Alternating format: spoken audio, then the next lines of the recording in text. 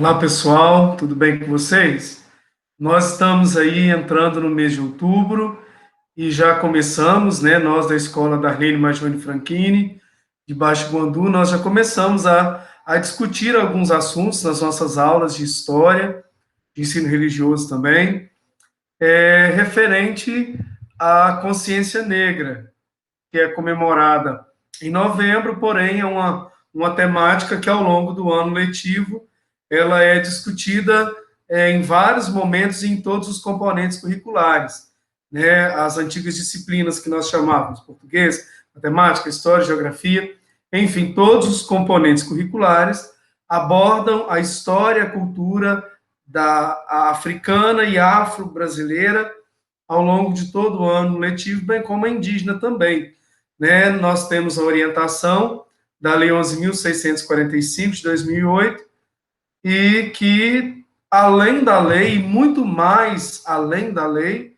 devemos discutir essa temática porque nós somos o país da diversidade cultural, nós somos o país onde várias etnias, vários grupos humanos se encontraram e juntos, num relacionamento por vários anos injusto, desigual, mas que aconteceu, a gente não pode negar, e que, como fruto de tudo isso, resultou na nossa formação, na formação do povo brasileiro, tá certo?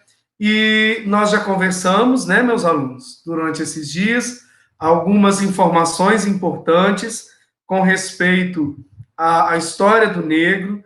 Inclusive, na semana passada, nós conversamos, tendo como base algumas telenovelas brasileiras que retrataram a história do negro, e aí a gente percebeu que, em praticamente todas elas, mesmo no momento em que se contava a história do negro, quem era o protagonista era o branco, né? E a gente vai continuar hoje essa discussão. Nós vamos ver mais um capítulo, mais um tema dentro dessa discussão que é tão importante e tão necessária no nosso país. Hoje, o título da nossa aula é o seguinte: vou compartilhar com vocês aqui umas imagens que eu preparei para vocês. O título da nossa discussão, da nossa aula hoje, né, aqui está a nossa identificação como escola, o meu nome, Rafael Professor, né? É assim que as pessoas me chamam, Rafael Professor. E o nosso tema hoje é História do Negro no Brasil, além dos números. Por que eu quis trazer essa discussão para a nossa aula de hoje? Algum aluno pode pensar assim, professor, por que a gente não vai estudar alguns fatos que vêm lá nos livros? Por que o senhor trouxe esse assunto, esse tema diferente para a gente discutir hoje? Porque quando nós tratamos da história do negro no Brasil, como eu disse na aula passada, a gente coloca o negro, primeiro, em segundo plano e não como protagonista da sua história. E, num segundo momento, a gente trata essa história da chegada do negro aqui, da contribuição do negro na economia, mesmo que de forma injusta, como a gente já disse, é a contribuição do negro na formação do povo, a questão da genética mesmo e também cultural, mas a gente trata disso de uma forma muito fria. Quando você olha para os livros de história, a maioria deles falam muito pouco do lado humano da história do negro, certo? Geralmente são muitos gráficos, muitas tabelas, muitos números e pouco se fala daquilo que é humano, né? E a gente sabe que os gráficos, as tabelas, os números são reais, eles nos ajudam sim a conhecer a história, a ter uma dimensão daquilo que realmente aconteceu, porém é algo muito frio. Quando nós estudamos esse capítulo da história do Brasil, e eu não tenho medo de dizer que é um capítulo que não está terminado, a história do negro ela está em construção ainda, não chegamos aonde deveríamos chegar, mas eu não vou chegar a lugar algum se eu continuar olhando para essa história apenas me baseando em números. Eu preciso de olhar o lado humano. E aí, pessoal, para nós falarmos a respeito desse assunto, eu resolvi trazer uma reflexão antes disso, para ver se a gente consegue sensibilizar um pouco mais o nosso olhar, despertar em nós a capacidade de nos transportarmos para o lugar, para a posição em que milhares de africanos estiveram um dia quando chegaram no nosso país, quando deixaram sua terra, a sua história e chegaram no nosso país. E eu vou começar essa reflexão, talvez você no começo não entenda o porquê, mas eu vou começar essa reflexão partindo daquilo que a gente está vivendo esse ano, as nossas experiências. 2020, olhem nessa imagem, um ano diferente, eu até coloquei a imagem de trás para frente, porque o ano de 2020, ele está sendo um ano totalmente atípico. Um pequeno vírus parou o mundo, mudou o nosso estilo de vida, mudou o nosso comportamento. Para algumas pessoas, pôs fim à vida, né, para muitas pessoas, e tudo isso gerou um transtorno, problemas econômicos, problemas sociais, problema nas famílias que agora tem que ficar o dia todo junto em casa.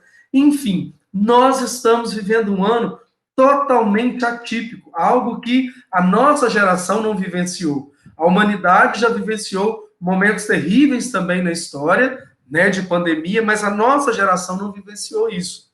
As nossas vidas mudaram nesse contexto do ano de 2020 devido à pandemia da Covid-19.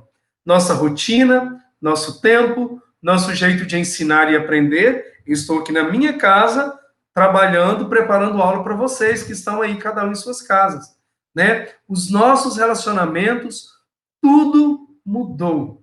A pandemia nos arrancou muitas coisas, como esse prédio aí, muitas pessoas, muitas áreas da sociedade, muitas famílias tiveram um baque muito grande. Algumas estão escoradas, porque nem todo mundo lidou da mesma forma com essas mudanças que aconteceram. E aí, eu trouxe para vocês darem uma olhada na nossa escola, né? Escola Municipal Darlene Magione Franquin de Baixo Guandu. Vejam só, pessoal, todos os dias nós chegávamos nessa escola de manhã, encontrávamos os nossos amigos, os nossos colegas de trabalho, os nossos alunos, professores, funcionários da escola. Estávamos ali naquele momento caloroso do bom dia, do tudo bem, como você passou, das brincadeiras, aquela zoeirazinha saudável, aquele nosso momento de reflexão antes de começarmos as aulas. E agora, quando você passa em frente à escola, você vê apenas prédio. Não tem o calor, não tem a presença. Poucos funcionários estão trabalhando dentro do protocolo de segurança para manter a escola em ordem, sem que ela tenha maiores prejuízos. Mas não tem o convívio direto de pessoas dentro da nossa escola. O que faz esse prédio ser escola somos nós, é a nossa presença, é a nossa interação. E agora, quando se passa em frente à nossa escola, o que nós vemos é esse cenário. Quando se entra na escola, nós não vemos o movimento, não ouvimos os sons, as conversas, as gargalhadas. Os corredores estão vazios, não tem ninguém para falar. Vai para a sala, menino, você está demorando no banheiro. Não tem ninguém me esperando na porta, na troca de aula. Professor, posso tomar água? Não tem. Nós estamos longe da nossa escola, né, fisicamente, e longe uns dos outros também, presencialmente. Nossas salas, os ambientes onde nós estamos constantemente interagindo, agora foi tomado pelo isolamento, pela saudade, pelas incertezas, e nos fez entrar num tempo de adaptação, tudo novo. Isso trouxe medo para muita gente. Uma determinada aluna confidenciou que ela estava entrando em pânico. Essa coisa de estudar em casa, de estar longe de todo mundo. E eu sei que não é fácil, para mim também não tem sido fácil. Por quê? Porque nós somos tirados da nossa realidade. Nós somos tirados do nosso lugar. Guardem isso. Por que tanta ansiedade, tanta preocupação? Porque nós somos tirados daquele lugar que é nosso. As nossas carteiras, as nossas mesas, elas estão totalmente vazias, vazias. Estamos vivendo algo que em janeiro, em fevereiro, quando nós começamos o ano letivo, nós nunca imaginávamos que aconteceria, né? Que é o isolamento, o distanciamento. E agora nós estamos convivendo com muito trabalho, com muito desafio e com o nosso peito cheio de saudade. A sala da supervisão, onde muita gente vai para receber um conselho, para explicar o porquê que não está trazendo as atividades, cumprindo, por que está se comportando mal, ouvir uma orientação da pedagoga, do diretor. Também está vazio esse lugar, né? Um lugar que é nosso. O cantinho nosso, de nossos professores, onde nós, naquele momento de pausa do cafezinho, conversávamos, ríamos, jogávamos conversa fora, para espairecer, para distrairmos a mente, tomar um fôlego e retornarmos para a sala de aula. Continua sem a nossa alegria, sem a nossa presença, e assim a gente está vivendo. Interessante, pessoal, é que às vezes eu vejo muitos alunos falando assim: tomara que as aulas não voltem esse ano. Mas eu sei que lá no fundo, todo mundo está com saudade. Sabe por quê? Vou repetir. É o nosso lugar. O que está causando tanta depressão, tanta ansiedade como tem acontecido nos últimos meses? Não é tanto o medo da doença. O que está causando maior sofrimento nas pessoas é o fato delas terem sido tiradas da sua realidade. É necessário, sim, viu, pessoal? Nós precisamos de cumprir aquilo que está sendo orientado pelas autoridades de saúde, devemos cumprir, mas isso tudo gera um sofrimento na gente. Quando você é tirado da sua realidade, isso gera um sofrimento muito grande.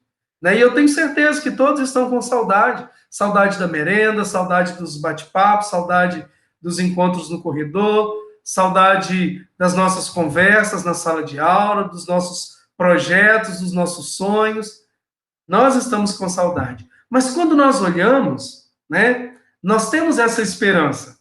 Coloquei essas imagens aí. Vai passar, logo a gente volta a se abraçar, se Deus quiser, né? Alguns estão na expectativa da vacina, outros têm focado na fé, têm buscado a sua esperança em Deus, na expectativa de que as coisas voltem à normalidade, a pandemia chegue ao fim, para que a gente possa retornar à nossa realidade. Nós temos essa expectativa. E aí, eu quis mostrar essas imagens, principalmente para vocês, meus alunos, talvez outras pessoas vão assistir esse vídeo, mas especificamente para vocês, meus alunos, mostrar o ambiente da nossa escola sem a nossa presença, mostrar quão difícil é estar longe daquilo que é nosso. Eu quis mostrar para que a gente pudesse agora fazer uma comparação, né, tentar relacionar essa nossa situação com a situação vivida por milhares de africanos tirados da sua realidade.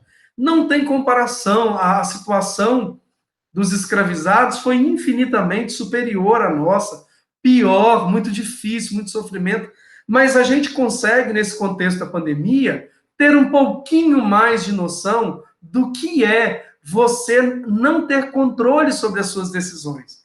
Alguém chegar e dizer, olha, você não pode sair à rua, você não pode ir à lanchonete, você não pode ir para a escola, você não pode ir à sua igreja, você não pode ir a passeios, a festas de aniversário.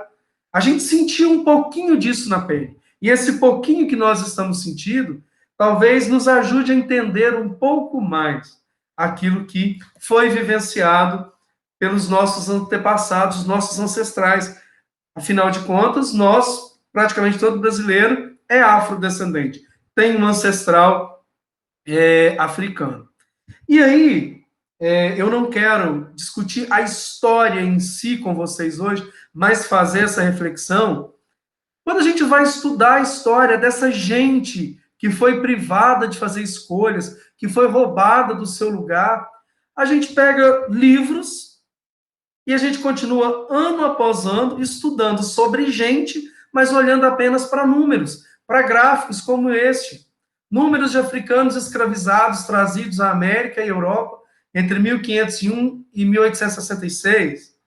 Outros gráficos de quem eram os navios negreiros que partiram da África. Índice de escravidão global, preços dos escravos, né? Para mim, é o mais absurdo colocar preço em gente. E aí, meus alunos, nós olhamos e começamos a olhar as tabelas. Mais de 12 milhões de africanos trazidos para o continente americano. Mas eu não paro, a gente não é levado a pensar normalmente, e esse é o nosso desafio agora. Quem eram esses 12 milhões? No meio desses 12 milhões, estavam mães, esposas, filhas, filhos, netos, netas, sobrinhos, amigos, namorado, namorada, noivo, noiva, rei, príncipe, sacerdote, guerreiro, curandeiro. Quando eu olho, parece que eu pego todo mundo e coloco dentro de uma mesma caixa de mais de 12 milhões de escravos, de escravizados. E a minha preocupação como professor é que a gente olhe somente o número e se esqueça que foram mais de 12 milhões de identidades diferentes, de histórias diferentes, de dores diferentes, de sofrimentos diferentes. Quando nós olharmos para a história do negro e para toda a história da humanidade, não só a história do negro, nós precisamos olhar sempre para aquilo que é humano. Não foram números que foram trazidos para o Brasil. Não acorrentaram números. Não prenderam números nos troncos e açoitaram. Não colocaram números nos porões dos navios negreiros. E foi colocado ali gente como eu e você, gente que quer fazer, que quer realizar, gente que sonha, gente que tem objetivos, gente que tem ambições, gente como a gente, mas por ignorância, por covardia e por ganância, alguns outros humanos, no sentido bem restrito da palavra, se viram no direito, com o aval da religião, de chegar e dominar outras pessoas e transformá-las em suas propriedades. Mas isso não mudou o fato de que eram gente, eram pessoas. E vou repetir, como eu e você. Como foi duro para nós ouvirmos: vocês não podem sair de casa. Como é difícil usarmos a máscara. A gente se sente preso. E olha que é algo que a gente tem a esperança de que em breve isso vai passar. Agora imagina essas pessoas que foram tirados das suas famílias. Imagina quantos rapazes africanos que estavam sonhando com o seu casamento, com aquela pessoa que eles amavam, e que do nada foi capturado, lançado num porão de um navio negreiro, sem direito à despedida, e foi levado para uma terra, meses no porão de um navio, sem ver o que estava acontecendo, e de repente chega num lugar desconhecido, e ele é transformado em propriedade de alguém. Imagina para quem ficou na África. Quantas mães morreram sem saber o que aconteceu com seus filhos? Eles foram capturados, não houve despedida, não houve explicação, não houve justificativa. simplesmente foram transformados em mercadoria. Essa gente que tinha um lugar no mundo. Quando a gente assiste filmes e novelas, às vezes nós olhamos para o negro escravizado, retratado no cinema ou na televisão, e parece que ele está no lugar dele, parece que ele sempre esteve ali. Não causa tanto espanto como deveria. Mas isso é mentira, gente. Esse povo que foi roubado da sua vida, eles tinham seu próprio lugar no mundo. Esse continente riquíssimo. A África, as pessoas, quando falam de África, têm noção, sempre vem à mente pobreza e miséria. Sim, os povos estão enfrentando isso por conta da exploração daqueles que se diziam civilizados, ou que se dizem civilizados. Mas o continente africano, ele é riquíssimo. Riquíssimo em vegetação, diversidade de vegetação. Nós temos savanas, nós temos deserto na África, temos floresta tropical, né, temos montanhas, temos planícies. É o país em que mais nos encanta com a diversidade de animais, com suas cores, com seus tamanhos. Esse lugar é o lugar dessas pessoas que foram trazidas para cá na condição de escravizados. Então, a gente não está falando de números, 12 milhões, quase metade disso ficou só aqui no Brasil. Né? O Brasil é o país que mais recebeu africanos escravizados no mundo durante esse período aí do tráfico negreiro. Nenhum outro país do mundo recebeu tantos escravizados africanos quanto o nosso país. Mas essas pessoas, elas tinham o seu próprio lugar. Essa gente tinha sua própria história, a sua própria cultura. Interessante destacar aqui, coloquei algumas imagens, porque quando a gente fala de escravidão no Brasil, às vezes a gente acha que todos eram iguais, do mesmo grupo, falavam a mesma língua, tinham a mesma religião, a mesma cultura, e a África é um continente. Vários povos habitam aquele continente há milhares de anos. E de diferentes povos foram trazidos pessoas para cá, nessa terrível condição de escravizados.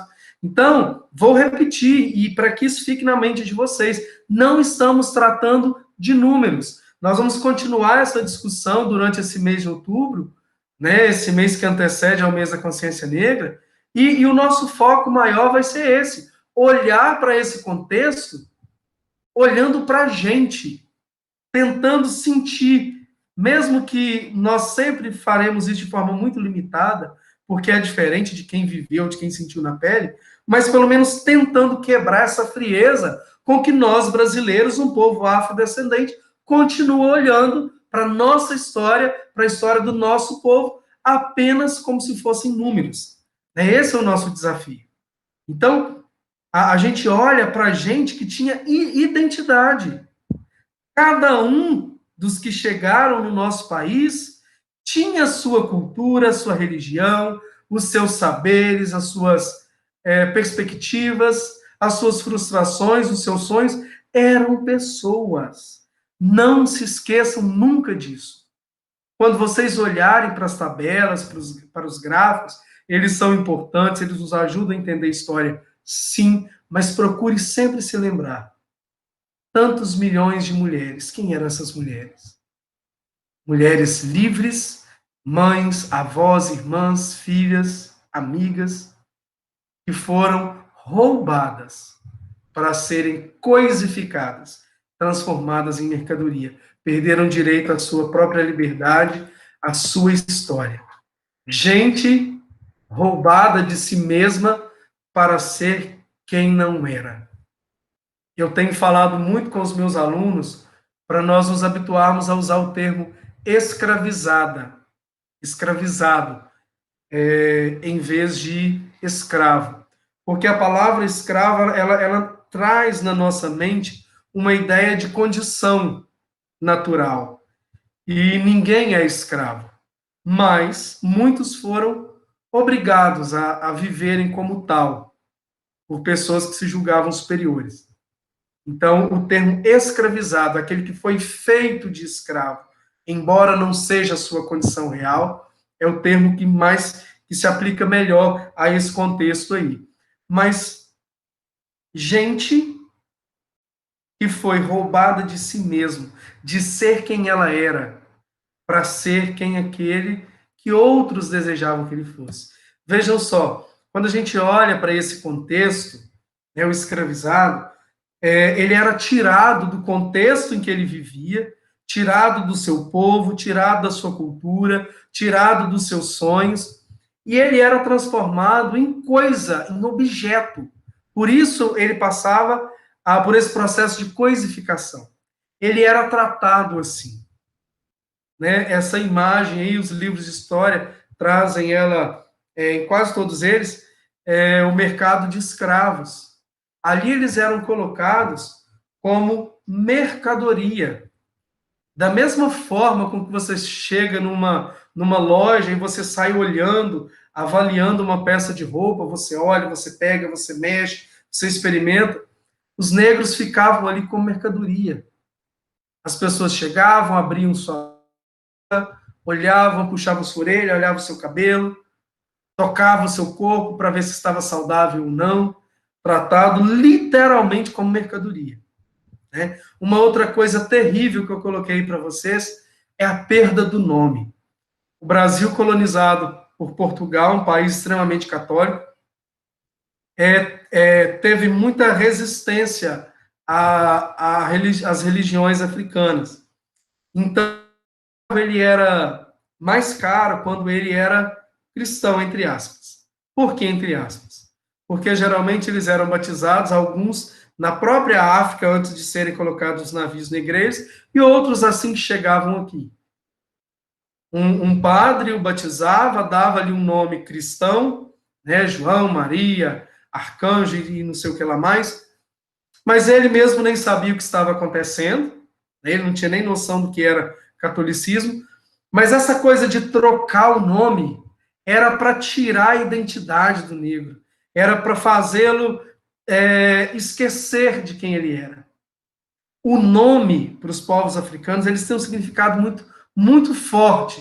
Hoje, quando nós temos filhos, eu tenho dois, quando a gente vai escolher o nome dos filhos, alguns pensam, geralmente, no som, alguns vão pelo nome da moda, por isso que cada época tem um nome que é muito comum, não é? As pessoas fazem até piada com isso. Outros optam por nomes mais simples, fácil de escrever, fácil de pronunciar. Outros gostam de nomes mais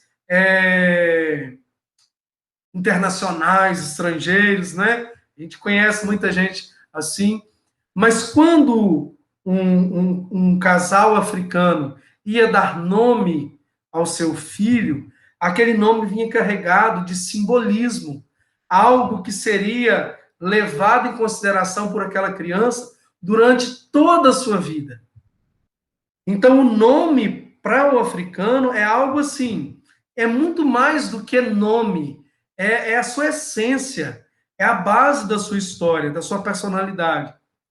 E percebendo isso, tanto os traficantes quanto os comerciantes aqui de escravizados no Brasil, a primeira coisa era tentar tirar deles o seu nome, a sua identidade. Porque quanto mais oprimidos eles se sentissem, mais fáceis seriam de ser dominados. Né? Vinham para cá, coisificados como objeto, arrancavam-lhe o nome de forma cruel, não tinham liberdade para fazer escolha nenhuma. Muito. Eu não sei usar a palavra, de tão terrível que é. Pensar que algo que para nós é tão bom, que a nossa família, eles não tinham direito a isso. Em muitas fazendas, as fazendas com um número maior de escravizados, as pessoas não podiam nem escolher quem seriam seus parceiros de vida, de relacionamento, parceiros sexuais mesmo. Em muitas fazendas, negras escravizadas, elas eram obrigadas a se deitarem com um outro negro escolhido pelo dono para que nascessem indivíduos mais saudáveis, mais fortes, com aquelas características. Aquilo que se faz hoje com animais, o melhoramento genético, se faziam com humanos. Isso é terrível. Além da perda da liberdade em todos os sentidos, é muito mais do que não poder escolher para onde ir, mas é não poder escolher quem você seria, com quem você se relacionaria, não poder escolher o que os seus filhos seriam, para onde os seus filhos iriam. Muitas crianças eram vendidas antes de adultos, separados das suas mães, sem apoio nenhum. Nem mesmo a igreja dava apoio a essas pessoas escravizadas. Pelo contrário, a igreja dizia que o branco tinha o direito de fazer isso em nome de transformá-los em cristãos e livrá-los do inferno, transformá-los em católicos, né? E isso é história, não estou falando de religião, isso é história. Eu estava lendo há um tempo atrás um artigo da revista de História da Biblioteca Nacional, nesse ponto onde eu coloquei sem apoio, os casos de abuso durante esse período, eles eram muito comuns, estupros. E essa matéria que a revista de História trouxe da Biblioteca Nacional, estava mostrando que pouquíssimos senhores foram punidos por abuso contra seus escravizados. E os poucos que foram punidos foi porque abusaram de homens. E pelo fato de homem com homem, a igreja viu isso como uma abominação, e nesse caso, alguns desses casos, o Senhor foi punido. Mas as mulheres, as meninas muito novas, que eram vítimas desses abusos constantes, ninguém fazia nada por elas. Nem mesmo a igreja, que é aquela que se intitulava a defensora do bem, né? Eram vítimas e estavam sem ter ninguém a quem recorrer. Por quê? A igreja dizia, olha, o senhor está errado, está, mas nós não podemos fazer nada, porque ela é propriedade dele.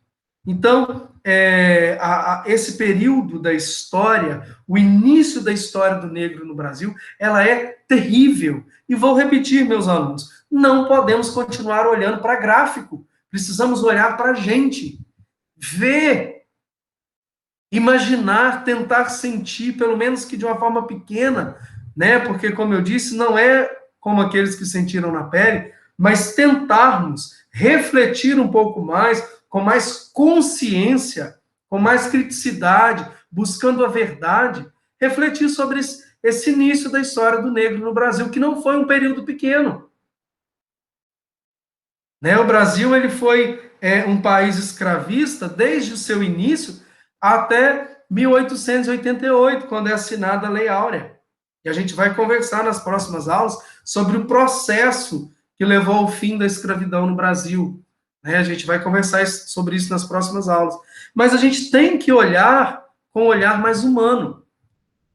E eu já estou concluindo o nosso raciocínio de hoje, porque, como eu disse, a gente não vai pegar fatos históricos específicos, mas a gente vai refletir. Eu trouxe um poema que eu trabalhei com ele já o ano passado numa outra escola, e a autoria dele é atribuída a uma escrava, Anastácia, é uma personagem lendária, os historiadores não têm documentos que comprovem a existência de Anastácia, mas na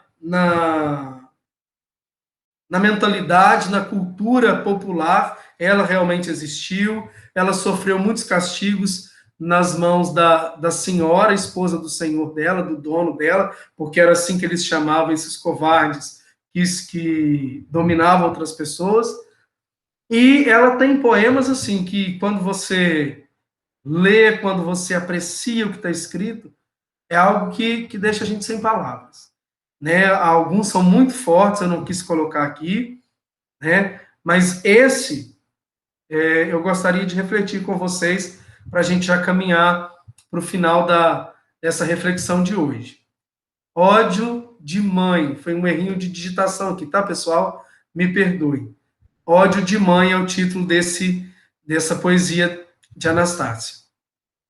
Meus donos, os foram muitos, os que me possuíram, os que me julgaram, os que me mandaram, os que me bateram, os que me ignoraram, os que me humilharam, os que me faleceram.